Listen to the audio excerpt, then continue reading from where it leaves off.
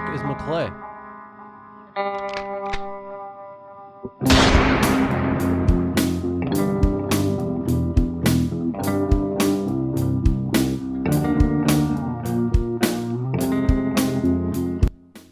Check. Good. Mike. Thank you. All right, we good, Oompa? Yes, sir. The Bogcast, episode 4. You can do that to that camera. Sure. Sweet. The Bogcast, or I'm sorry, let me try that again. The Bogcast, episode 4. Word. All right, we're gonna start this episode slightly differently. Hang on a second. Action, motherfuckers. Perfect. Can you guys hear that? Yep. Oh shit, is the click going? Yes. Oh shit. We're opening up this episode with In the Ruins. This is one of my all-time favorite bands, dude. They're letting me use their clips on my podcast, dude. That's awesome.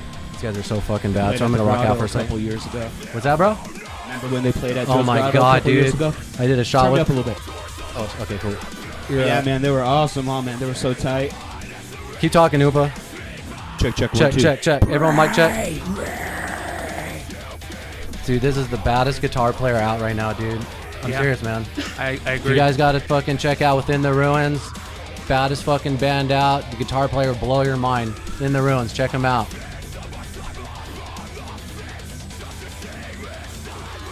Are you in the middle? A little bit. Well, Yeah, These guys will make you in the metal. I bet.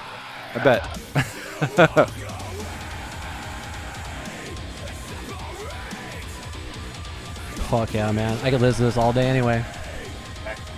Episode 4 of the Bogcast. I'm really stoked today. Got a bunch of favorite people in the house. 2 of my best friends, Brian McClay and Oompa. How you guys doing? Good, man. How are you guys? Chilling. Chilling, killing? That's Doing it? good. All right. Feeling good. Already better pass that shit, fool. Anyway, I'm really excited to have my guest for episode 4. He's the creator of the Arizona Showcase, which shows the last Sunday of every month at the Film Bar. He's a film critic. He's also a director. That's actually how I met him. He directed a film called A Walk in the Park that I was fortunate enough to be in. And he's also a social media director for the International Horror and Sci-Fi Film Festival. His name's Mathew Robinson. How you doing today, buddy? I'm doing great. Fuck yeah, man. Yeah, Dude. glad to be here, guys. Yeah, Glad man. to have you on, man. Yeah. Yeah, thanks for coming, man. Thanks for having me. I appreciate it. Seriously, dude, I wanted you to be on as one of my early guests because you're one of my favorite people in the film community and stuff, and I think what you do is badass, and I think more people need to know about it. So I appreciate you coming over and taking the time. I just thought maybe we could talk about a few of those things and maybe nerd out on some movies for a little bit and stuff. So one of my first questions is how did the Arizona Filmmaker Showcase start, and what inspired you to start it, and how long has it been going for? That's great. It started basically I went to film school at a Scottsdale Community College Film School years ago, and had just a terrible time actually trying to get my film shown anywhere that wasn't costing me money. Most festivals require submission fees. Those submission fees are not cheap. And so once you've spent all your money on your film, you then have to like come up with this additional money to get it actually out in front of audiences and things like that. So I held on to that feeling. I guess it was sort of harsh feeling towards That's tough. Yeah, Phoenix, about like no opportunities. I mean, you get to show it like in class, but that's about it, you know. So flash forward several years later. So what year is this about? This would be in the early 2000s, Early 2000s, 2002, okay. Graduated there. And then flash forward to about 11 years ago, and I met my wife, and she was going to Scottsdale Community College Film School. And when she completed a movie I thought was pretty great, might have been biased a little bit, but What's the movie? it was called The Squid in a Dream, and it was this stop motion thing that she had done that Very I thought was cool. like took a ton of time. Thought it was pretty cool. She didn't know where to show it as well, and it just kind of came up again. And so the first thing I did was called the Grand Avenue Film Festival, and that kind of kicked things off a little bit. Did that for. Did you have to pay to get into that? I had to help pay for some of the like rental space. Like, luckily, the space was not really being used. Like, there's a lot of nooks and crannies on Grand Avenue where you can find a space where they're happy to have some like traffic. And it's a cool name too. I like that. And and it was like the most uninventive name, but it works. It works. It's a cool name, yeah, man. Grand Avenue is a big thing here it's in the valley. It's a big thing, though, right? It's a landmark. Yeah, we all know about it. I'm from here, born and raised, and so anything that kind of helps champion here. I think that's one of the cool things that everything that's going on right now, especially downtown in the valley, has really blown up. Film being one of them. Before I ever met you, we heard about the film bar and what's going on down there, and so that's a big deal right now. Getting that community out to hear about these things, whereas you're saying before there wasn't really anything there, and you literally he's the bridge to that shit. That's exactly. that's why he's on here. Fucking, he's a bad mofo. Yeah, I mean that's so true though about like Phoenix. It's a unique place. Like I could try to do what I do at Film Bar in another big city, and there are probably like 10 people who are trying to do the same thing. And out here, like because we're on this sort of cusp of like culture actually happening in the city, it's like you can kind of find your own thing, and I didn't have a lot of like competition in trying to get this thing up and running. So after that Grand Avenue Film Festival, I was doing a podcast, not unlike this, with two of my best friends, and we were approached by Film Bar because they knew we were doing stuff in the film scene and knew of me. We'd gone back to days when they were part of the Madcap and a number of other theaters here in the valley, and so Film Bar asked you to start something. They said they were like, we want to do something that kind of features like local films. They didn't really know what it was going to be or what it wanted to be. Just thought like, what year was this? Are you guys interested? So this is almost we're in year 6. Okay, cool. So it's probably 7 years ago technically, but it's right around then. And so. So in those 6 years, you've seen a shitload of local films, obviously. Yeah, absolutely, a ton. Because it's we usually show about 5 every month. Wow. So that's 60 in a year. But some I don't pick as well. Is that only at Film Bar, or do you do other venues? I'm only at Film Bar. Okay. Yeah. Last Sunday, super loyal the month to them. of every. Should right? be. Yeah. You should be super loyal because that's pretty cool, right, man. for sure. Right. Yeah, Kelly and Andrea, who are kind of doing the running and programming for that, they just have been supportive through the whole thing. I mean, we've had a few moments where we kind of had to redefine what we were doing because in the beginning we didn't know what the fuck we were doing at all. We had no real clue. We were giving out. We'd go to like Goodwill and buy a bunch of weird things and give them out as awards to people. I have no idea what I'm doing on this I know what you're feeling. Yeah. So I'm literally pulling everything out of my ass. But what's the thing is, now it seems like you've figured it out and you know what you're doing. And I'm sure along the way you've learned what to do and what not to do. Exactly with what I'm doing with this podcast. We're only on episode 4. I've learned so many fucking things already from editing and just, you know what I mean, filming and just all this shit. So I'm sure you learned a lot. Absolutely, yeah. Because I came in probably 2 years ago or so. So I guess you're already 4 years in. And to me, it seemed like you already had it together. Like I didn't see any of that kind of shit. You know what I mean? Yeah. Well, I that's awesome to hear. Yeah, I'm telling because you. that doesn't always feel that way. Yeah, no. But I think we figured out that like we didn't need to necessarily do a whole lot. Like we just needed to be supportive. Yeah. And it meant a lot to me that we took away the competition aspect of a film showing. Thinking about these Goodwill awards, is that what you said? Yeah, like we would find like old soccer trophies and like just weird vases so they with know like, Broken it's weird. toaster or something. yeah, Oh, just like as they you were- get this. That's what we used to do. That's From, fucking awesome. it was actually. fun. Holy shit, I love It's that. fun. I think that's a good idea. But I think everyone was like, "What?" Yeah. They come up and like, "All right, you Dude, won. oh my you God. won like best film featuring a toaster. Here's your toaster." Dude, that is so fucking funny. Yeah. But I see what you're saying. You just decided to drop the competitiveness of it and focus just on promoting local films and. Absolutely. Well, and it's kind of I mean, you've worked with many a filmmaker, and there's some in this room as well. Like, they have egos, big egos generally, Yeah. right? Yeah, Huge- yeah, he's in this room. Huge egos. Just kidding. And You so, talking about Andrew? Me? Not me. Turn you down? Yeah, just the The volume. overall? Yeah, yeah. in dealing with that, right, we wanted to try to like actually somehow create a space where filmmakers would actually talk to each other and share crew and cast and like actually have a community, right? There's some place where the community actually talk to each other. Tough to do with filmmakers. They tend to be, Yes. I'm the hot shit. Everyone's coming from my movie.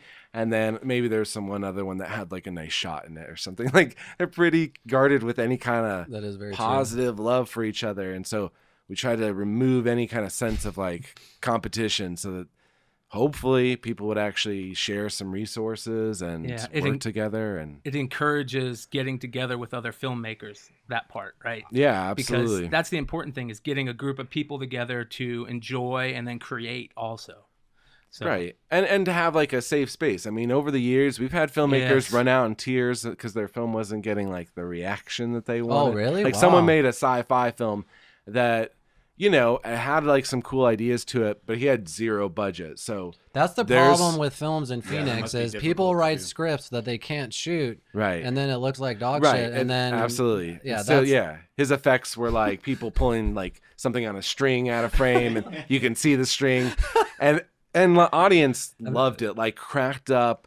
but thought it was wasn't great. supposed to be funny. But he did not expect that reaction at all. You know, I can actually see the strings in Beetlejuice when Winona Ryder Oh, gets they're in pulled Evil up Oh, Dead yeah. too. Yeah. You Oh, know, yeah. in I Evil see Dead the when- string. I Yeah.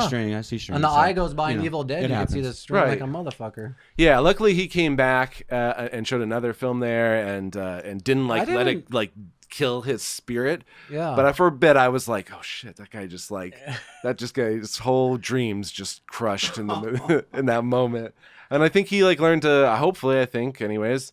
I have no way of knowing, but like learn to hey, accept like you got a reaction. Yes. For a filmmaker to get any reaction, even if it's not the one you want, that's something right there. That's true. Because That's a a very lot of good people point. sit just like stone faced, right? Yeah. Watching a movie. You should just be happy you're getting something. Something, right? Yeah. You get an unintended laugh. Well, it was like they're at least watching it. You get some feedback, right? You don't get a Yeah. lot, right? While they're watching Yeah. a movie. So how does it work to show your show at the film Well, bar? actually, that's one of my questions. Is well, I want to get into later about the competitiveness in films, not just with local, but in just films in general, like especially awards. But Yeah. first, exactly what McClay said. Who and how do you submit to? I know how to, but if you can tell everyone how Sure, yeah, I'd to love submit to. for the Arizona Filmmaker Showcase and maybe when the next one is, and a little bit about that. Right. So you already mentioned every final Sunday of the month, Mm-hmm. typically 6 p.m. start time. So our next one's on the 31st of March. I don't know if this will drop before then, but sure. So basically you go on Filmbar's website and right at the bottom there is a link to the form to fill out. As I mentioned, no fees, none at all. We want to make sure like filmmakers spend enough money. We didn't want to charge anything just to show the film. And then That's the most important key part. I don't think people realize. I don't know if you guys realize this, but when I you heard it. submit to festivals, they charge at least minimum $100 for like most of the Yeah. shit, just even for like small time stuff. So Right. a lot of people create all these just bullshit festivals. In my opinion, sorry if I'm no, talking shit, I but like and it's just honestly to make money and that kind of defeats the purpose. so that's why I wanted to get into about the Yeah. competitiveness of art. Like, to me, just like, isn't that that's not the point of art. Is to it's so subjective of like Yes. what's better and stuff like that. So that's why I love what he's doing. Is that he doesn't charge anybody for this. You just submit it to it. You know what I mean? And Yes, and that encourages more art. yeah. exactly. I Yeah. agree. You know, like, yeah, because I've heard defenses over there, and you're absolutely right. Like, sometimes it's more even like local, small, like the Sedona Film Festival that's happening right now, right? It's all about It's getting like those stupid little wheat things on your film, $225 you know or what I mean? something for a short film submission. That's a lot of money for That's a filmmaker, ridiculous. right? Yeah. And I don't think a lot of filmmakers ever think about that in the budget, right? That's something like And you none realize. of the filmmakers see any of the money from the festivals. No, they don't make anything. It's a pay to play kind of. You're model. lucky if you get one of those wheat things to put on your The laurels, yeah. Is that what it's called? Yeah. Laurels that says I was accepted at the Sedona Yeah. Film. Oh, That's you know what I'm gosh. talking about? Those little Yes. things. So Yes. you try to get as no, like when you're looking at the thing from a distance, you just see a bunch of those. You're like, oh, this must be a good picture. It's been in a bunch of those. Right. All those festivals are bullshit and made bank. You know what I mean? If you like really Right. look at all of them, you know what I mean? I mean, from the filmmaker standpoint, getting something like that can help. I mean, we even Right, got a yeah. film through the Arizona Filmmaker Showcase because we had someone writing reviews for it, and that helped them get a distribution deal for their feature film that we Oh, showed wow.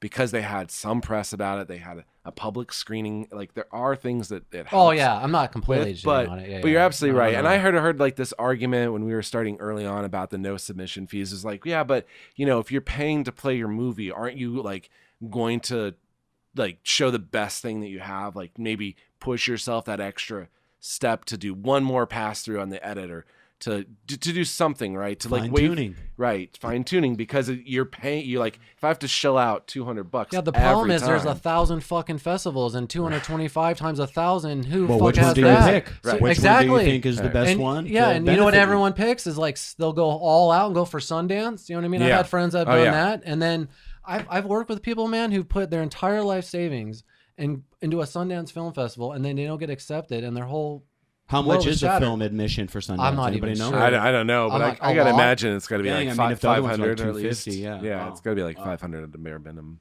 Yeah, I mean, I don't share that opinion at all. Like, I think they spend enough, and especially when we're just doing something that's like monthly, no competitive edge to it, then absolutely like keep it free. Keep it free for the filmmakers. Yeah, you're putting your money where your mouth is, Mm-hmm. right? You're saying, I don't believe in this, and here's how I'm going to show I don't believe in it. Right. Yeah. Yeah, and then like the ticket price just covers what it would be like to rent that theater out. I mean, it's not even that. Even if we sell out, it still would have been more if Film Bar didn't want to partner with me on this and wanted me to pay every month.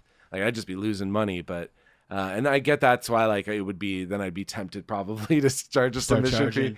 But it's like no, we have a nice deal. Let's just keep it writing and keep it free for those filmmakers. That's very cool. So just last question really quick. So out of all of the AZ films that I've seen over the years, and you've probably seen the most out of anybody in Arizona if you think about it, Right. what 2 or 3 honestly like really stand out as like, wow, I can't believe this is from Phoenix. Like, because Yeah. Damn. That's there's got to be at least one. Yeah, there is. It's just if my memory like serves on the correct name Oh, name of the yeah. film. Well, we just showed. This is one I do think very highly of. We just showed Helsing last month, which is from Ryan Henry Johnson. Oh, I know. I worked with him. Yeah, you've He's worked a with bad him, right? motherfucker, too. And this film we showed it 4.5 years ago, and he has been like working on fine tuning it, and came back to us 4.5 years later and said, I've got a new version of this with a brand new score, sound design, some new added effects, all this stuff. And it's like, it's, I think it's, and then like another additional 8 minutes, like a sort of an intro to the whole thing that was never there. And that's like very cool to see. I mean, just that someone You can see the changes. It changes and it's really polished. It looks really good. The one I cannot for the life of me think of the name, but if anyone out there has seen it, they'll know it, right? Which is that you are at a children's birthday party, and this kid is like fucking with everyone, and he's causing like he's hitting people, but it's like sprinkles are shooting out, and it looks like this sort of kid fantasy thing. And then at the end, it like reveals that very cleverly that this is like a psychotic killer that has like just murdered everyone at a kid Spoiler like a alert. children's party. That's why I said if you know it, you'll know it, because it's like once you see that, you're like, holy shit. Yeah. But it was so vivid and creative, and He directed it?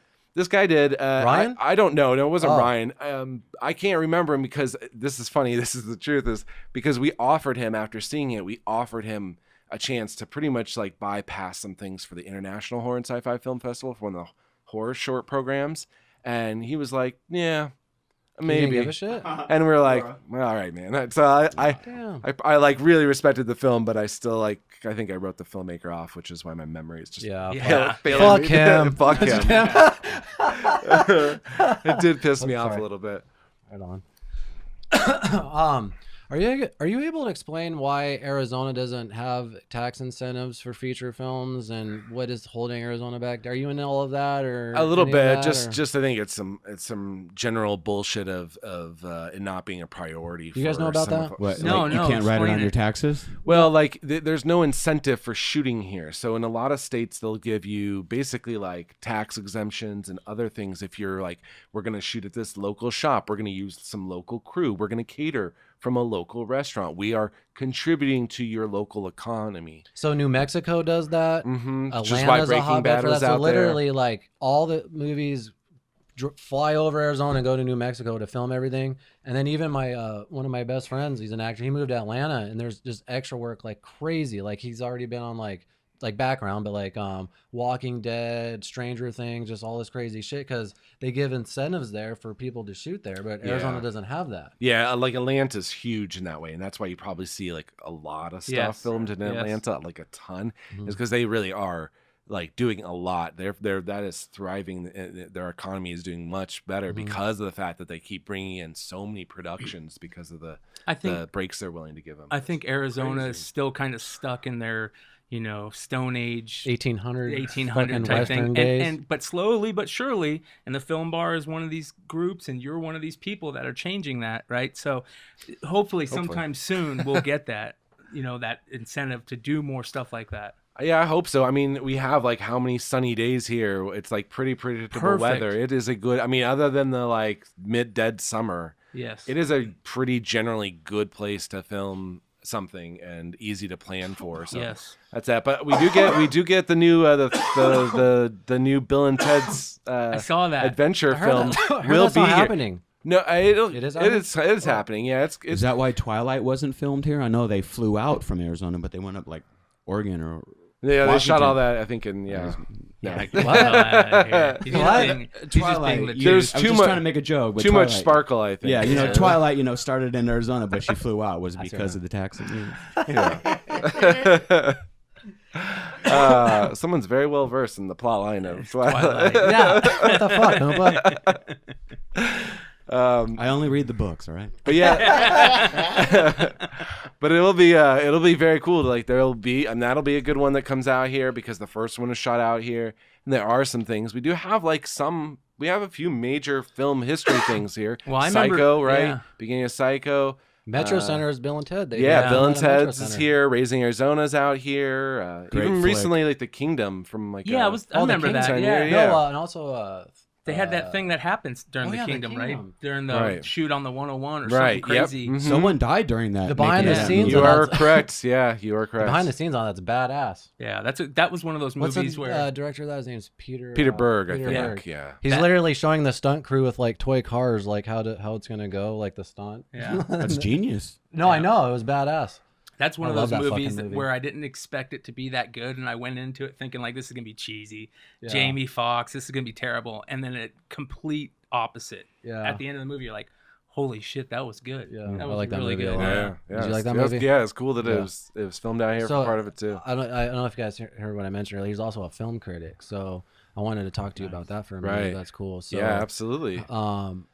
what's your process of critiquing movies? Is it literally every film that comes out? Is it certain ones? I mean, do you have like a list of like ones you're gonna tackle? You know what I mean? Yeah. So how do you go about this? Casually? Are you doing Sure. it casually? Sure. Well, at the beginning, like, yeah, I was just writing a blog and just writing and just casual, like whatever I saw, I tried to write something up for. And then I started to realize I need to do something more because you have to have a certain amount of like traffic to your site Yes. to get press credentials where you get to see movies early and all of that stuff. So that took a long time. And the trick that I had found was like, hey, I love horror films. I'll review a bunch of those those low budget, straight to VOD kind of horror films, right? Which They're are not sometimes some of they're the always- best ones. They're begging for reviews generally because they don't get a ton of coverage from from anyone really. And there are a couple of them are based out of here, like Wild Eye Releasing and a few other. So it was pretty easy. And so that's how I started to get some traffic, was just reviewing a lot of these horror films. Mhm. And then was finally able to have enough traffic on my site to get those press credentials to see kind of anything that I want that comes out. They're going to screen. Oh, so I that's try to badass. see a lot of stuff as a result of that. So a process. I mean, I think every film needs to stand on its own. So I try not to do a ton of comparison. I try to let it just. That's got to be. Well, I super meant as far hard. as like what movies are on your list to critique. Like, is it every major blockbuster? Is it yeah? Yeah, it's every major studio release right now. Okay. is the coverage that I'll do. Okay. And as you're writing your review, are you writing your review as you're watching the movie? Like you already know, like, okay, I'm gonna put this in the review.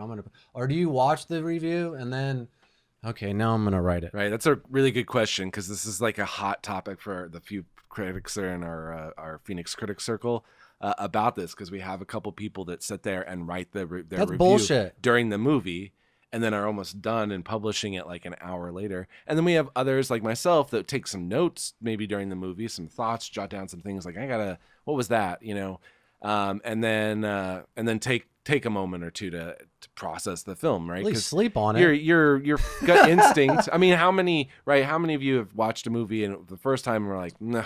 And then like the second time we're like, All I the missed a lot. fucking I missed a time. lot All of the that time. movie. I Not have to just watch a movie that. 2 or 3 Yeah. times till Yeah. it soaks in. Well, not just that, Absolutely. but sometimes I won't even like it the first time, and the second time I'm like, holy shit, this is actually amazing. And you miss a lot of stuff. You don't catch a lot I of the agree. things. Yeah. right? especially with Christopher Nolan. Yes. Yeah, no or shit. I feel this way about the Coen Brothers. Like Coen Brothers, yes. I feel like they are this weird thing happens. Like every time I see another one of their films, like the second, third, fourth time, it just seems to grow in favor. In my opinion, I'm just always like, damn, that was better than the last time I watched it. How did I miss that or anything like that? They're just one of those people that Oh, yeah, I I love always those. try I love them. to see at least a couple of times. It seems with the Coen Brothers, I always have this thing where the first time I see it, there'll be a short period or like the beginning will really capture me, and then I'll just kind of like in the middle, I'll break off.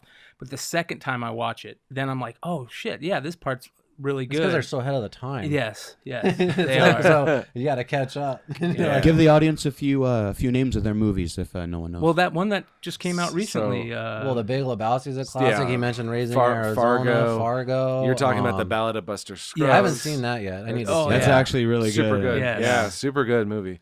Actually, yeah, Nicolas tons of stuff. Cage, Raising Arizona, was his best role ever. Barton Fisk. Have you seen Barton Fisk? No. Fink. Fink. Or Barton Fink? Sorry. Yeah, I Fisk. think Barton Fist is the porn parody of. I didn't say fist. I said fist. But that's. I'm gonna Google that though now. Yeah, that should be the name of the episode. I think we Barton can edit that Fist. out for you, Keith, Yeah. if we need to. Right. No. So the most you're doing when you're watching movies is taking little notes. Yeah, just a few notes and things like that, just to Maybe and- and then afterwards smoke a number, sleep on it, Right. and then fucking not Absolutely. an hour later fucking publish it. No. It seems like they're just antsy to get content out. Yeah, Than absolutely. for the actually. Don't they get paid by movie or what? A movie they Yeah, that's a good critics? question. How do you get paid? Sadly, most of us do not get paid. I mean, we get paid in the fact that I'll see like 150 or so movies in the theater for free a year, which That's fucking That's- payment. that's for some me. payment that's right there. badass. Yeah. But no, it's mostly exchange for like, the words. There's like a few like Bill Goody-Coons who writes for the Republic, It and doesn't matter if you're getting paid. Few Some other people are people. so anxious to get content out. You know what I Right. mean? That I could totally see someone. oh, absolutely, doing that. yeah, it's crazy. As a matter of to me. fact, it's better that you don't get paid. I think because I think the ones that get paid are worse because then you're like, okay, this one has to be a bad review, and there's more. Does that make sense? Yeah, I mean, like yeah. people who are getting paid. Like it seems like It muddies the waters. yeah, a little bit. Yeah, I think it's probably better. I think you find that there's like more consensus writing, right? Like I think the people that are working for major newspapers, I don't see them go out on an edge very often, like on a limb there for a movie that they really love that no one's Yeah, because loving. they're so or- afraid to right? take heat. Yeah, right? maybe. So I mean, there are some out there that definitely do, but I think some of those big papers, it just feels like it's a bit, safe in terms of they're not gonna. No one took down, some movies from last year that either should have gotten a lot more attention and love, or probably didn't deserve the sort of the love that they had. I mean, again, it's all opinion. So Yeah. Do you ever watch it with a new movie that you're critiquing with somebody else and get their ideas, what they got from it? And That's you a great kinda- question. Yeah, probably your Yeah. wife, right? She'll come to some. My stepson comes to a lot of stuff with me. That's actually was part of one of my questions is, so do you watch them from home, theater? So you're getting all these exclusive things. So you actually get to go to the theater to do that, or? Theater throughout the year, and then in November I get like anything that would be up for awards consideration comes on DVD. All right, so real quick, the fucking awards just awesome. happened, Yeah, right? that's true. Yeah. So what do you think? I wondered if this would come up. Yeah, Wait, this what is, was I your got question? the awards, the film awards. The Just Yeah, happened. Academy So being a Awards, film right? critic, do you care about the Oscars and all the other award races? We're, we're What thinking. are your thoughts? I mean, particularly this year, fuck the Oscars. Like, I mean, this is a particularly sore year in my opinion. Just like what got attention, what got Do you think it's nominated. Do you think it's because they messed up last year and their last couple of years, and they kind of had to throw out some bones for some? I mean, I don't know. I thought last year, The Shape of Water was a damn good film, and so I was happy that like won Best Picture, just because I did think it was. I'm a huge Del Toro fan. Yeah. And so I was like, yeah, I think that's good. This year, I mean, I didn't enjoy Green Book. I mean, I think everyone's seen the movie before. Yes. I need to see that one. In other iterations, you know, Exactly, just under different titles. Yeah, but here we go again, and there weren't one of my favorite films of the year was this film called Blind Spotting that just did not get a ton of love. A film that came out of Oakland. It's about two friends kind of trying to find the one's on parole. They're trying to kind of find their place in Society in again. Oakland as Oakland becomes like more gentrified. They're like losing their sense of the things that made Oakland special to them. The sort of street vibe, the hip hop scene there, and all of that getting pushed out by just Gentrification. juice bars and Yeah. Is that a 2018 film? yeah. Well, Yeah. then, real quick, kind of on that segue of the Oakland thing and Best Picture and whatnot, what do you think of Black Panther getting nominated? Do you think it should have been nominated? I mean, I don't think it's the best comic book movie of the year. I would give that to SpiderMan Into the Spider-Verse, which I Yes. thought was I I want agree to see that 100%. so Yeah. bad. Yeah, we need great. to talk about that It's afterwards. so no, good. because I'm going to spoil it. Well, it's we're don't not think going to you can spoil spoil it. it. You can't spoil it. just because Yeah. it's like too quick-witted and Yeah. there's too many jokes. Like Yeah. yeah. Yeah. I mean, I didn't even know I've missed like That's the a ton of animated them. one, right? Yeah. I really like that. But I think it's cool because it legitimizes the genre. the genre, right? Which is like this is a comic book Yeah, but hero isn't that movies the only aren't- reason why they're doing that kind of? No, like- I don't think so. No, I think that very few. I can't ever think of another comic book other than The Dark Knight, right? That got that far in that category. Right, absolutely. That got some like actual recognition. I haven't watched a Black Panther, honestly. It's, so I don't know. I if that's can't believe that because it's a really good It's a- movie. yeah. It's one of the few movies where the really good villains you don't want them to die, right? Right. You don't want them to go away. And kind of like the Dark Knight with Joker and Heath Ledger, they had to do that for a reason, obviously, but you're so bummed out that you're not going to see that character again. Mm-hmm. And Black Panther did that with Eric Killmonger, Yeah. which is really good. They made you care about that villain just as much as everybody else in the That's film. awesome. I mean, it's the most interesting part of the film Yes. in general, but it's also, I think, for a Marvel film, it actually has some like there's some Oomph. some personal stuff in it from the director. Yeah. Which That I whole think is great. opening scene with Oakland and Yeah. they're kind of bringing you into that film is really good. I'm really surprised you haven't seen it. Honestly, it's interesting hearing you talk about Marvel films. The thing about him is he's the biggest comic book dude of all time. Yeah. Marvel, but you always seem like I'm never a kind Marvel of guy. not a Marvel guy. I mean, a comic guy. But No, that's what I mean. Marvel, like I think where what I'm trying to say is Well, it's because you, everything you always goes that seem image, like but- not as interested in the movies. You're Yeah, so you're more right. into the comics. So anytime I bring up a movie to you, you're like, I haven't seen it. I haven't seen it. I haven't Yeah. seen. I saw it on fucking what was that fucking site we use? Never yeah, mind. yeah, don't yeah, listen. yeah. I know what But you're talking about.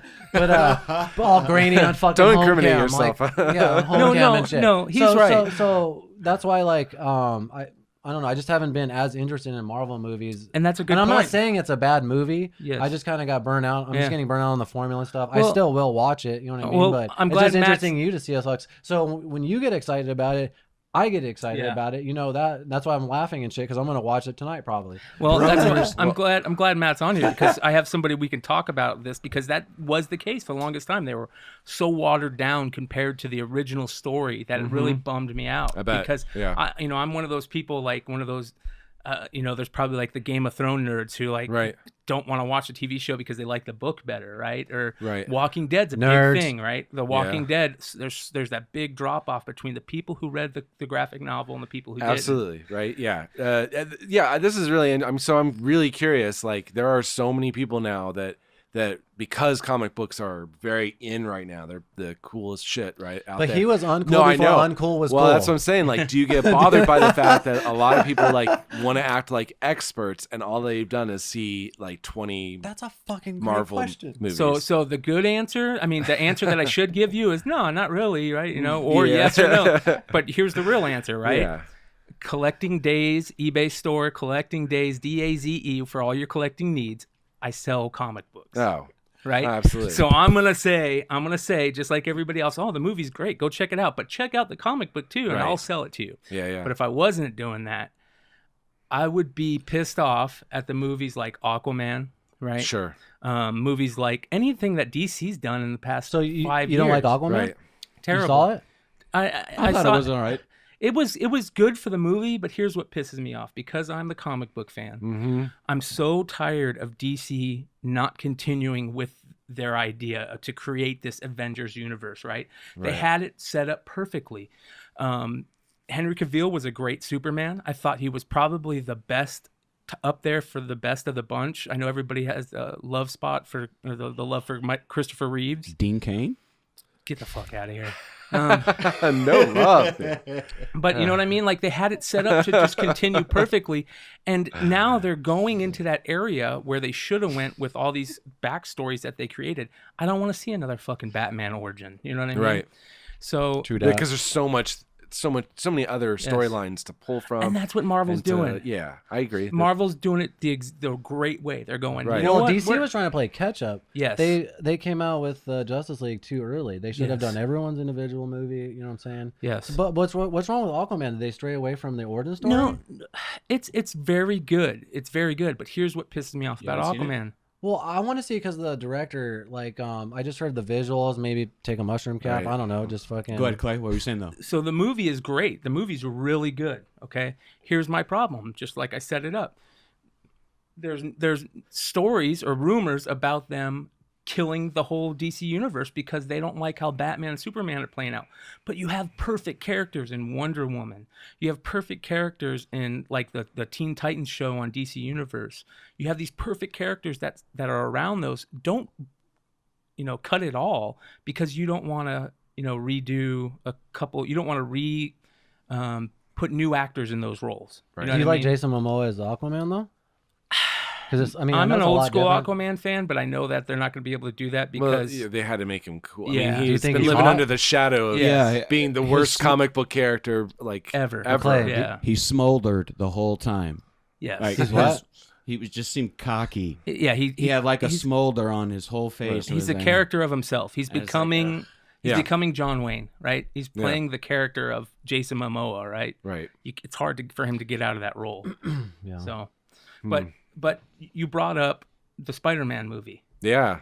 That I agree with you 100%. What a great fucking movie. That's just a fun time. It's opening you up to new characters, to new universes. They did it perfect with the animation. Well, the animation I think is on like next level kind of Yes. animation because it feels at times like reading a comic book. Like they're very true to the source art, not like plot. I mean, this is a No, I'm glad based you're on bringing this up. some comic comic book storyline, but it's the look of it that actually Yes. feels like it's championing all of those amazing artists who have worked on comic when books Keith and continue to. When right? Keith asks me all the time what are my favorite comic book movies, there's one movie I always put at number one because of how well they did it comparing it to the original book, and that's Sin City. I thought the Sin City, the way they did Sin City was perfect. Yeah. To harken back on the look Well, of the it's like graphic they novel. use the comic book as the what do you call it? The shot script, list. yeah, the The shot shot list, yeah. Storyboard. Yeah, the storyboard. Yeah, you're right. You can talk, Andrew. And that's exactly what the Spider-Man movie did perfectly. Yeah. And Yeah. and I can't remember.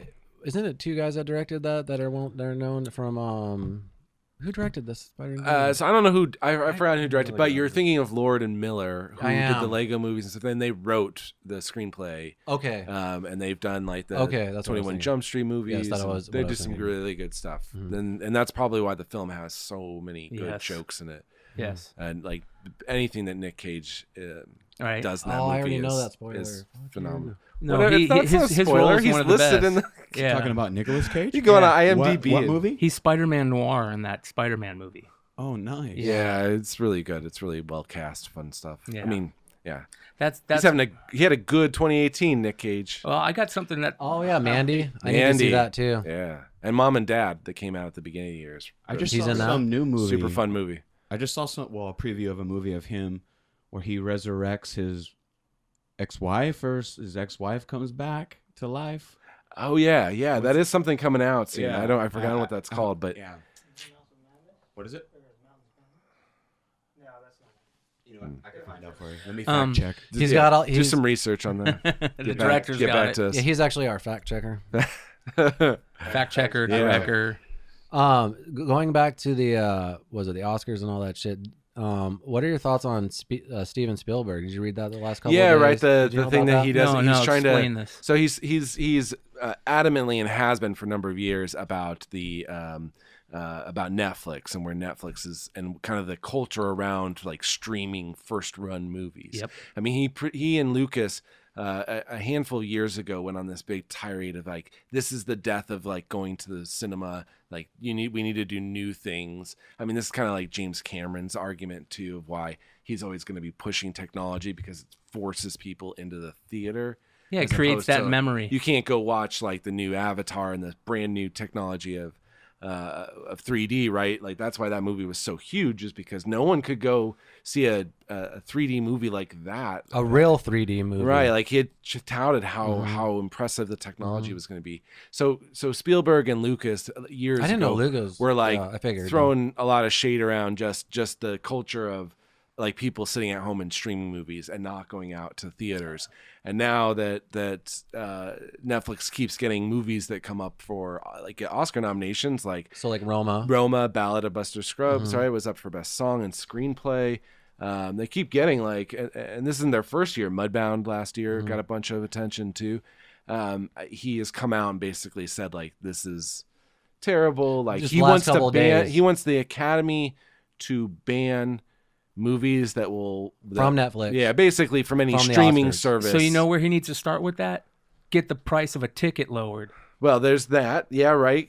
There's. I mean, people can't afford $25 or more to go see a freaking movie with their kids. Right. I it's- just got an alert on my Netflix saying on April something they're going to raise my stuff to $15.99. Oh yeah. Yeah, so that keeps going up because they're able to like the new Martin Scorsese film is coming out on Well, Netflix. that's what's funny is he's buddies fuck's with sake, him, like- and Irishman's coming out on Netflix, and so they're kind of like, right. so they're I buddies, think but they're on this opposite is ends the of hill that, spectrum, you know what I that, mean? that Spielberg's going to tie on is this Well, thing. I don't there's think he has a lot of also love for the- anyone there's around also him. like the whole he's getting a lot of shit too on Twitter for the whole just white privilege thing that he's gotten his whole life. I mean, Sure. he's you know what I mean, compared to women directors Right, and other directors. right. You He's know always what I had mean? it, So yeah. I'm sure he's also taken so stuff from Bryan Netflix- Singer stuff. So a lot of the movies on Netflix that were in the Oscars were non-whites that were nominated and stuff. You know what I mean? So it's giving up. I don't know. I don't agree with Steven Spielberg. I love Steven Spielberg, but I Right. disagree with Right, him it's a here. great director, but I think he's wrong on this The because problem is he's old as fuck and he's just stuck in his old ways, and I don't know, he just can't accept this new Well, and art streaming way. And think about those two movies like that came out, the big ones from last year, right? The Coen Brothers film Ballad of Buster Scruggs and then Cuarón's Roma, right? Roma, These yeah. were not going to be like the top grossing movies of the year in any world, right? This is not what we live like. No. That is not going to Yeah. ever be in the top 20 highest grossing films. So like the fact that those films had probably a lot of creative freedom behind them because they knew that they're getting funded by Netflix, and then the fact that like more people will see it yes. because that's not what people go out to the movies, right? It's what we're just talking about, comic book movies, right? You look at like the last last year, the top 10 highest grossing films. They want to enjoy themselves. 8 are superhero. Yes. Yeah. Real quick, that movie with Nic Cage Jesus. is Between Worlds. Between Worlds, yes. Yes. Yeah. I haven't seen that. It's another, like, I think, batshit crazy Nic Cage performance. Real quick, we were talking about James Cameron. With Titanic, I got a question for you guys about Titanic, the end, which really bothers me still to this day, is how I think I know. Rose made Leonardo DiCaprio, Jack, she let him go and let him sink to the bottom. Even though she got off the door, she could have let him stay there and gave him a proper burial. Right. And I don't know. That just bothered me. That's agree. hilarious because I had to change the knob. this one. Can you say that one more time, just really quick? Are you talking about when they were in the freezing and water? Yeah, where he I just dies. don't like how Yeah. Rose Just left him. let him Well, sink to the bottom. She What was she supposed to do? She basically goes like, she's on this huge door and she's like, nah, there's no room. I'm sorry, like.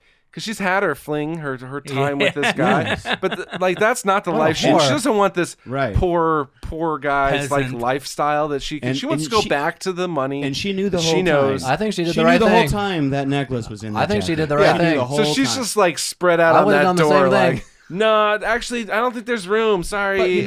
But she got off the door and swam. So That's why true. let Good for Jack her. go to the Good bottom for of the her. ocean? Fuck Jack. Jack should have What? stayed on You the know door. what, when Why I- are you taking her side in this? She already cheated on her I don't husband. know. She cheated on her husband. She Right. stole his necklace. Then she just dumps Jack in the ocean. Right. Damn, Right. bro. And then in the future, she's That still bothered on. me. Poor Bill Paxton, right? Doesn't know that Right. the fucking stone he's looking his entire life for, she has, Right. and then tosses over Yes, what the fuck? into the ocean That at was the the end of thing the that movie. I thought, like, that thing's Like- worth a ton of money. What are you doing? No shit. And then fuck. she dies. Yeah. BS. Yeah. Such. Rose No is a way. garbage person. Yeah. That's what the movie is Terrible, actually about. terrible person. Yeah. You know, and too, someone actually told me about Karate Kid. Someone brought to my attention about Karate Kid how, the whole time you think Daniel is the victim. He's actually the jerk. He goes and tries to hit on somebody else's girlfriend. Yeah. And then he goes and throws stuff on them. Like, he totally yeah. started it. Yeah. So, I did realize that. So, my Yeah, opinion you're changed ruining on me. all of our favorite films. I know. That's right. Wait till you see the Saved by the Bell one. But- Have you seen those videos? No. Where it's like, Oh, yeah. it's just called Zach Morris is an asshole. I think. Yeah. And it's just like a 5-minute Just lays out, like, the rundown plot of of- of one of the shows. But when you actually realize all the major plot points, it's the Right. most assholish shit you've ever seen in your life. You're like, whoa, I used to watch this. Yeah. Hey, What I he'll got- do I to got get another out of like question having for to you date guys. a woman in a wheelchair Yeah. is shocking. Hey, Matthew. Oh, yeah. Hey, guys, I Yeah. got a question for you guys, too. Will there ever be a movie where it's DC versus Marvel? No. No. No, Never. I don't think so. Can't do it. I don't think budget? so. No. I think Well, it's I just- opposite studios, Yeah. and that will never. Why couldn't it work, though? I- You could make a script for it. So though. I think it's possible in the sense because like if you look at something like Who Framed Roger Rabbit from the 90s, Yes. right? Right. A bridge, Disney and Warner Brothers and Too a number many of actors. things. And a number of things. Just no, I fucking think what it Spider-Man I was think a what it butt is fuck is with that Sony. if the DC universe was actually successful, like it was actually Oh, yeah, that's a great point.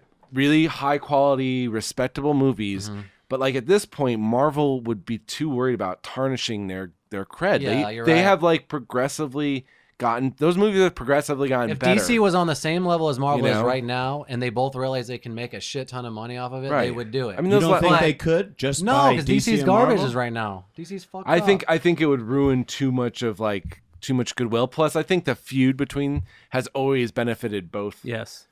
companies. Well, it's very almost well. it's almost like a heavyweight champ going to fight the fourth contender. Right. You know what I mean? And what I always see this same old guy in all the Marvel movies. He plays like a different part.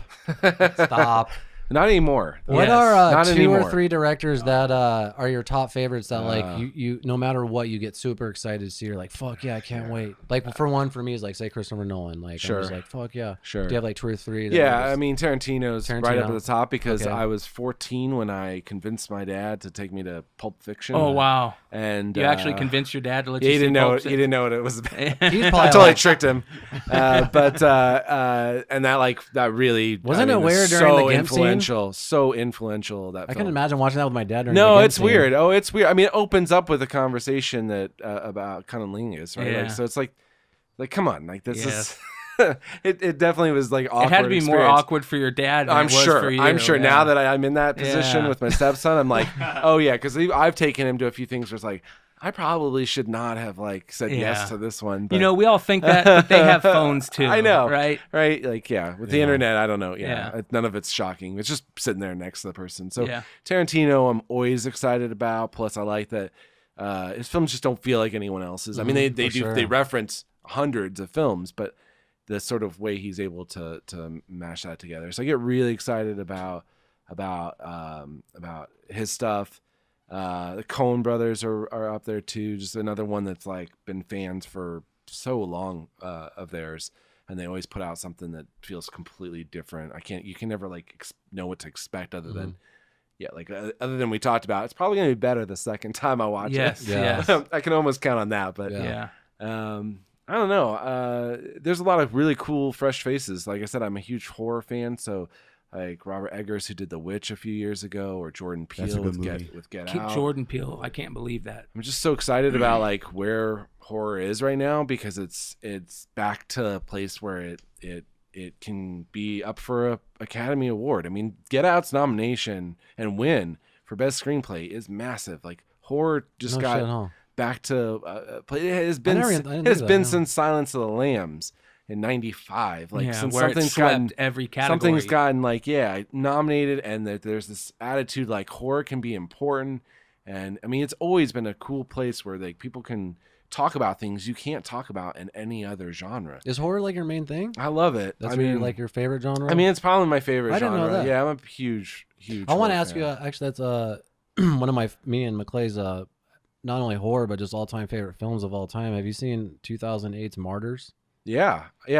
That I fucking love that Yeah, movie Martyrs so is fucking much, dude. That's an intense film. To that day, I'm Just talking waiting about for, the French. not Yes. I won't even watch the American one. Okay, thank but, God. Yeah. Yeah. Because I was gonna like exit. No, Yeah. no, Stage no, left. no, no, no, no, no. But the fucking Oh, French it's version so of that good. movie, dude, I am absolutely blown away by that. I've been waiting for a movie like since that movie to like kind of change me, like that movie did. Like that movie, like really got me. Like fuck. Yeah. Every couple What of the fuck every couple of years or every decade or something, there's always one of those movies that does that stands out. that reignites your love for film, right? Sure. And it's weird to have a horror movie do that, right? Oh, you know what? Actually, that director, because we talked about this Yeah. a few podcasts ago, he has a new movie out that just came out like 2018. That we need to check out. I forgot the name of it, but I'll send it to you. He's had a couple of things. Yeah. I like that on the DVD of that movie. There's an intro of the director, and he apologized. That's for funny that he says that. Isn't I that- talked yeah. about this on the last So podcast funny. because he's such a So dickhead funny. on the behind the He scenes, is. huh? He is such a dick. But and he was all maybe it's because of for art. And I'm like, no, he was a dick. He's just a- So just a massive for dickhead. you guys out there that haven't seen this movie, it's the second time we've talked about it. Yeah, that should Definitely be go a- check it out. Yeah. take note of that. I know. Right? I talked about that same shit, dude. Yeah. I fucking love the behind Yeah. the scenes of that. Yeah. He's such an asshole. Good stuff. I mean, but they're like in the last even like 5 years, there's just been some knockout horror films that Yeah. are just so good, and people doing their own thing. And Film's at an amazing place right now. it is, and it's really cool to see. I mean, I think the whole like getting back to that Netflix thing, like I think it's a great thing. I mean, I love that there's just stuff drops on Netflix all the time, and you can tell on some of it that's not been fucked with. This is nice to- exactly what the director I know, wanted but don't it you to ever be. feel Right. overwhelmed with content sometimes? Do you ever? I Feel mean, that? sure, yeah, absolutely. I don't get to watch a lot of TV shows because I have to watch so many. I watch like 4 new movies a week, and then there's like right now with the festival coming up, the International Horror and Sci-Fi Film Festival. It runs with the Phoenix Film Festival.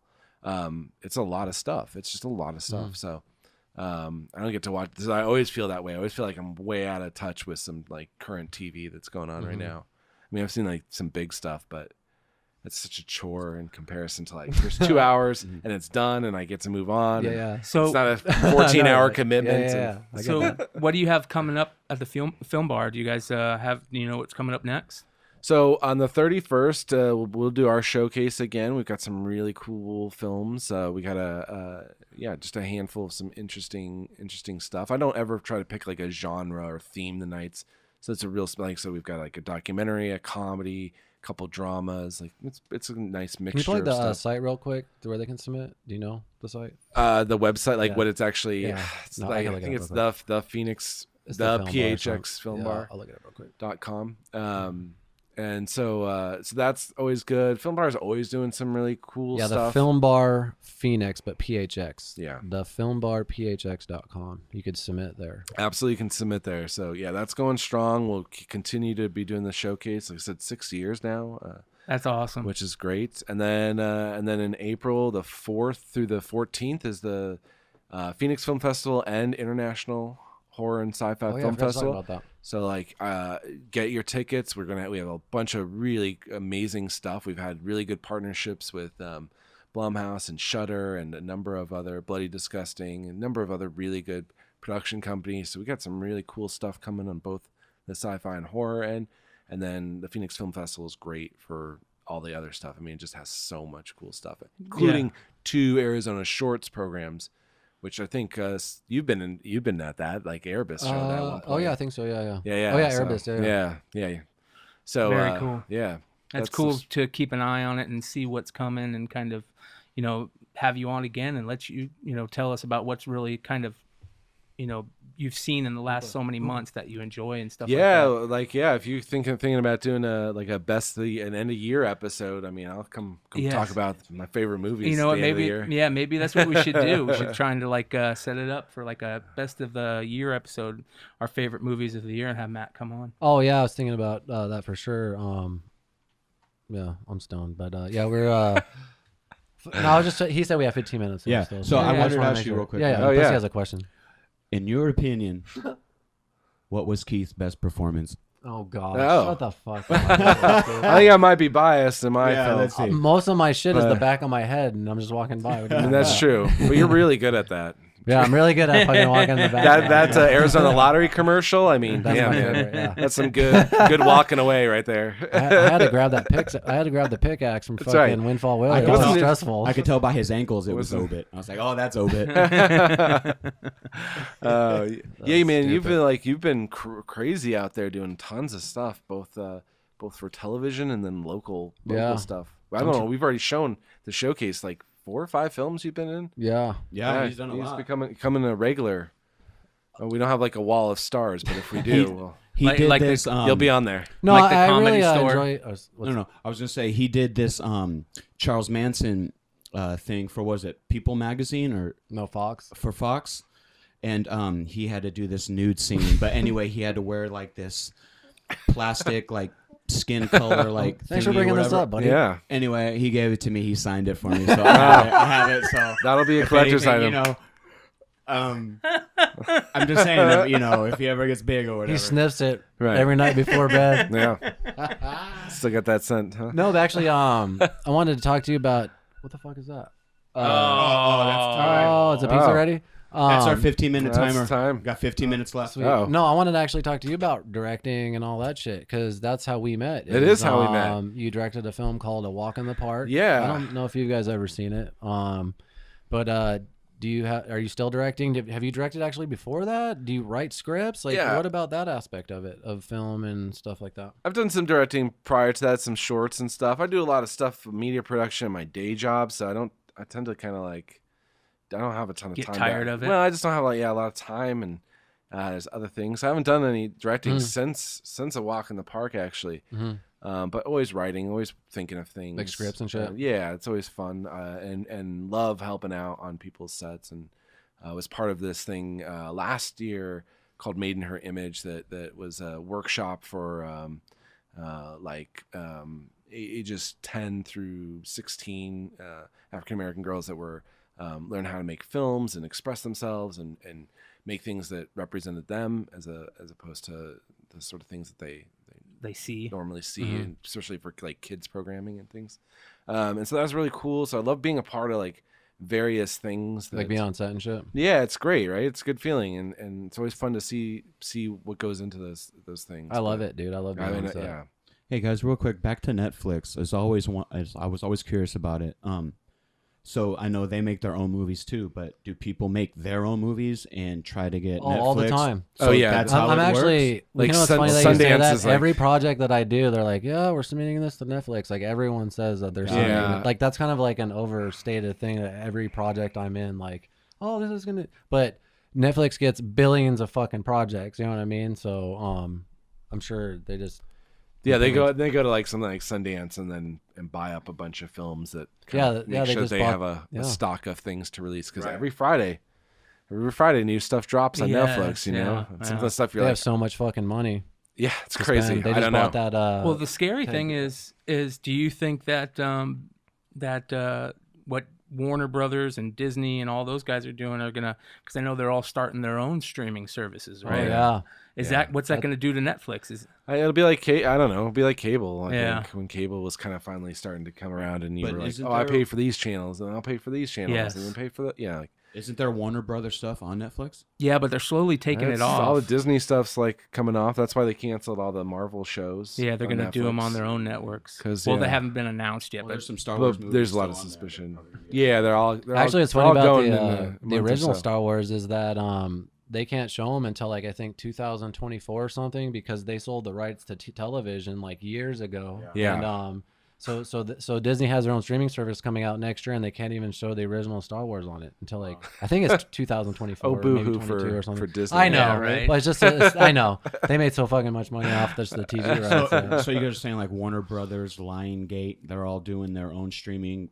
I didn't know versus Warner's Netflix? brother was. I knew Disney was. Well, I believe Warner's kind of already doing it with. I mean, they have the DC streaming services and and stuff like that. So Yeah, and AT&T or something like that. Warner was doing something with Filmstruck. Yes, which is doing the Filmstruck. Criterion collection as well. But that's this all is down. crazy that you brought that up because I'm actually bummed out that they canceled that. Right. Because I'm a huge fan of pre-code movies. And there's only really one or two channels you can see that on Turner Classic Movies. It's true. If you guys haven't been watching Turner Classic Movies, get an eye on it. They don't show any of those old movies. But Would you say what does pre-code mean? What the fuck does that so mean? pre-code, Oh. yeah. Do you know what that means? Yeah, absolutely. Yeah. Of So course. so back in the I'm a noob. 30s, back in the 30s, they used to have movies with nudity and crazy, they would cuss, not totally cuss, but they would, say things in the vernacular of that time. There's a really good movie that I'll give you a clip of. We can maybe figure out a way to throw it in this if we can, but where they say things where you're picking it up where they're, throwing gay slurs and stuff like that you wouldn't normally hear in a movie at that time. And the reason why is because the film association, all those film companies back then banded together to do a code where you can't do certain things, right? So just like the R movies, Oh, so before rating. before ratings, Yeah, yes. yeah, And so they held every studio to that standard. And those are called pre-code. I think if pre-codes. it was called pre-rating, I would have understood it more. Yeah, You yeah. know what I mean? Well, But- The film code. But pre-code. before I get it. before I the bet that film makes sense, code, yeah. which is why you get like in the 50s and 60s, you get these movies until a rating system happened. You get these movies that like have to be very clever about the things. Like I always think of like Stanley Kubrick's Lolita, right? Is a movie about an older gentleman falling in love with a very young teenage girl. And so they couldn't be explicit about any of it. So she goes off to like Camp Climax, which is like Yes. hilarious. Yeah. But at the time they couldn't be overt about any of the sexuality in it, so they have to like Oh my god. make these things That makes like, it funnier. Yeah, I mean it's interesting when you start to become aware that you watch an older movie and you're like, oh, this is how they're getting away with like talking about some really dirty shit, but they Wow. can't say Yeah. anything like outright. They use little codes. It's funny. Mm-hmm. It's called pre-code, but they use little codes when they're talking about things like, I think headlights is one for boobs Mm-hmm. they use, and then Knockers. no, but that's kind of where the whole thing about people sleeping in the same bed, right? After the code, The separate beds, yeah, they were in separate beds. You're like, what the fuck Yeah. is this, right? You And fade to black and then yes, fade up in there and they're having breakfast. yeah, or in a cigarette. but you know what happened. Oh yeah. You know what happened. Yeah. So, anyways, Filmstruck was a good place for you to find those old, Turner Classic movies if you didn't have cable. A lot of us don't pay for the cable anymore. We just get it on the internet. And Right. Filmstruck was the great place. And they would key in on certain directors and not just Criterion Collection and new stuff. It was a lot of the old stuff that was really Yeah. freaking cool. Some good film noir and yeah. stuff like that. And you can't get that anymore. The only place you can get Nope. most of those movies are, cheesy quality on YouTube. Other than Right. Or you buy a lot of Blu-rays. yes, Yeah. a lot of Blu-rays for 3 times the money because they're true. so rare. Yeah, that's true. So, Jack up the prices like crazy. yep, that's a bummer. Oh yeah. So did you have another question, Uba? Like you had something. Well, I else? did. Yeah, I wanted to ask Mathew about his shirt. My shirt. Yeah. Oh yeah, this guy's also my a crazy Chicano Batman. I know I like you a lot too, is because the things you post on Facebook, like bands and music, like you have a good taste in this. You're a bad motherfucker. If I was gay, I don't know. I might even not. No, shit. But no, talk about you have an eccentric taste in music, and you love fucking bands, and you're fucking vinyl. You collect vinyls. Yeah, I've been holding on to vinyl since I was like, I don't know, 5 or 6. Like I still have a bunch of my kid albums and stuff. But now it's like it's like 900 and some. Do you play yourself? Records that I own. I was in a band for a number of years, play guitar for a number of years. I've done a whole lot of stuff. Music's a huge part of my life that I think keep it kind of like close to the chest. Like I do all this film stuff out, but I just go to shows, a lot of live music. And have you ever done your own scores to your that's films? I have not, but have often thought like, well, maybe I should try to do this, but I don't know. I think you start to get it's like incestuous, right? You're just too close to the material. Too like it helps to have people come in. I think it'd be hard. The reason because I think it'd be hard to write music to Somebody else's film because. Like, say when we're writing music, right? Like, we're just writing riffs, whatever comes out of us and feeling at that time. Right. When you have a scene, the director's like, okay, you need to capture this emotion. I think it'd be hard to, at least for me as with a guitar, to try to pull some emotion out of my ass that day when I'm not even feeling that emotion. You know what I mean? I actually disagree. That's why, like, composers are so badass to me. I actually disagree. I think just because you are a musician in movies, it's kind of the same feeling. A scene makes you feel a certain way, a song. And I personally feel that when I see a movie and it makes me feel a certain way, I could probably write my feeling to that. And I know you could too. It would be not easy, but I know that well, I know. I'm just saying, anybody, it just seems the hardest thing, a way of writing music to me. Well, and not as easy as when we would write music, just getting together. There's two directors. You know what I mean? There's two directors that I know that make their own music. Right. Do you guys know who they are? John Robert Carpenter Rodriguez. And John Carpenter. Yep. Yeah, absolutely. I'm Carpenter. Robert Rodriguez does fucking more. Robert Rodriguez does everything though. Yeah. Like literally, like editing, fucking shooting. Yeah, on certain projects, absolutely does. Yeah. I'm really big on score and music, but for Robert Rodriguez, for me, is Planet Terror. Yeah. His music and that. It's great stuff. That's my alarms and stuff when I wake up. It is some of those. Nice. Scores, that's good stuff. Yeah, or like if it's not scoring, some directors are known for just their music cues. Like they just pick great like music. Quentin Tarantino. Right, has great soundtracks partly because he's like picking the right. I love his soundtracks can make or break a movie. It can. I love how he makes like terror scenes with happy music that really mixes my emotion. And I love how he does it's like that. a psychopathic type of thing. Yeah. Right. Yeah, absolutely.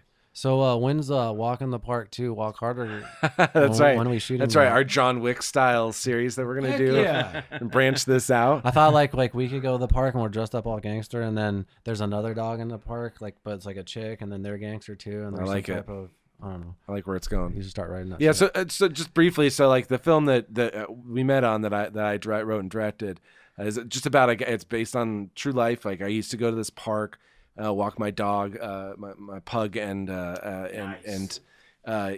run into people who were like practicing their Renaissance fair night battles, or like it was a frisbee golf course around there as well.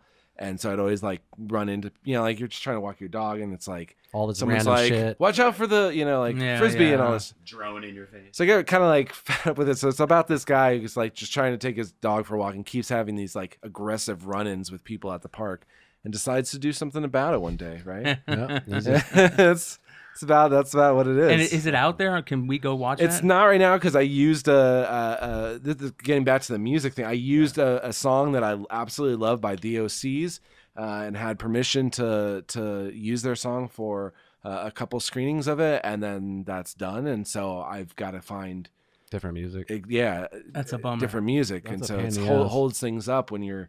And I've had some awesome local musicians offer up some songs and things. But like, It's you can't settle. Yeah, you almost wrote that to that, right? Well, we did. Yeah. That was the part of the problem. Something I learned in a big way was like, I don't have a lot of flexibility with how it can be edited. I mean, it has a little bit, but at some point it has to hit a certain tempo and beat because we didn't have long shots because we kind of knew we were setting this to this very sort of punky, very fast kind of beat song, right? So like we knew we needed something that had that same Like the music beats were the build, actual action and it beats builds, kind of right? thing. Like the song has this build to it, so it starts out kind of slow and then it like crashes into something really loud and crazy. And so that was a huge part of it, and we kind of shot for that. And now it's like I need something very specific. So it's one of those things that comes back to like there's probably some people out there, local people who'd write something really awesome for it, but you gotta have money for that, right? So Yes. Well, if comes you back have to any the music, cost. send it to Mathew Robinson. That's right. That's Definitely. right. I'm always definitely because I mean it will. I think the film. That's the only thing I think that's holding it up from being out there, and I think it's always great. I've seen over the 6 years of doing the showcase, like sometimes the right song from a local band and the right short helps both people out in a great deal, right? That Yeah. band gets a lot of recognition, does a lot of things, and we've shown a lot of music videos of local bands as well at the showcase to kind of like again celebrate that music and film and And they go local together artists, so well. yeah. I actually had an idea, but maybe you guys have done it before. Like you're saying, you're doing like local music showcase. Have you ever had like like while a band's playing on a backdrop, like local flicks like playing, like during a set? We haven't like, done clips of like those movies. We haven't done anything like that. I mean, there are some really cool events that Film Bar has done where they've had like live orchestration over a film, which Oh, is wow, pretty that's cool. badass Yeah. and really cool. Like an old silent film that someone's doing some really modern, weird music over the top. Which is of it. very cool. It's Yeah. very cool stuff, right? Very cool stuff. So it's a good idea. I mean, and I think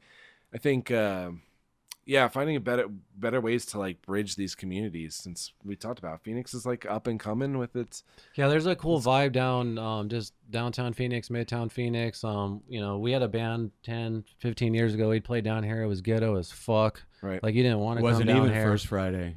Yeah. Actually, we played the Yeah. very I first think it was the Friday. very- I we think played like a- 2008 or something like that. Wow. It was ghetto as fuck then. Yeah. But Was it Canvas? That Like was cool. Canvas, That was yeah. a cool Yeah. show, though. yeah, but Yeah, it was right on the corner. But Yep.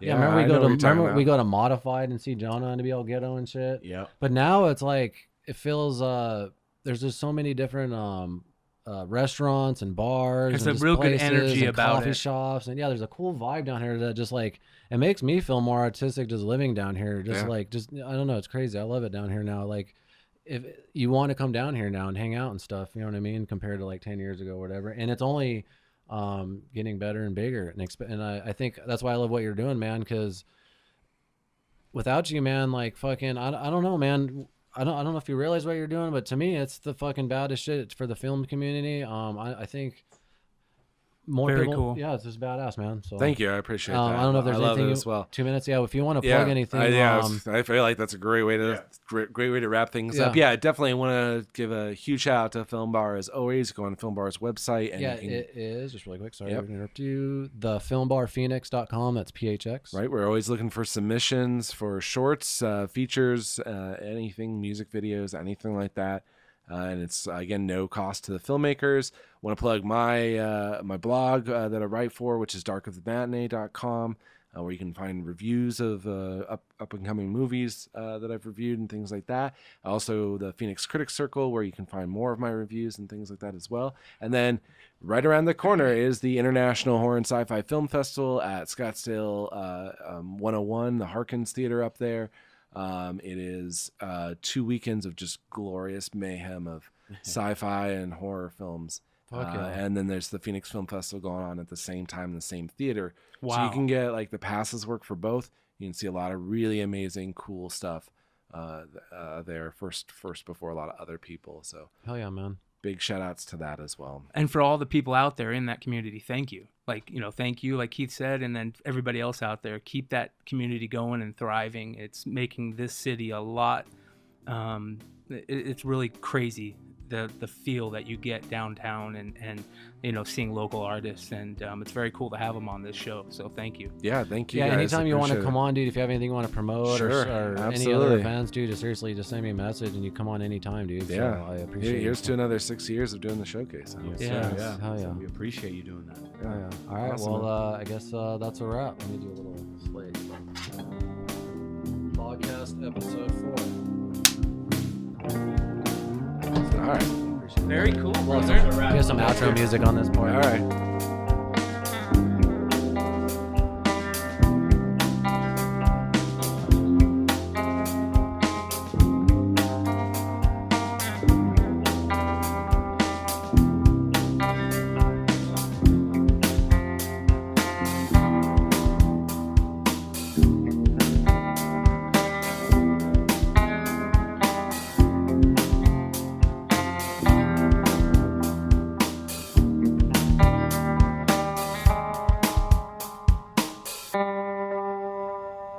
Bang.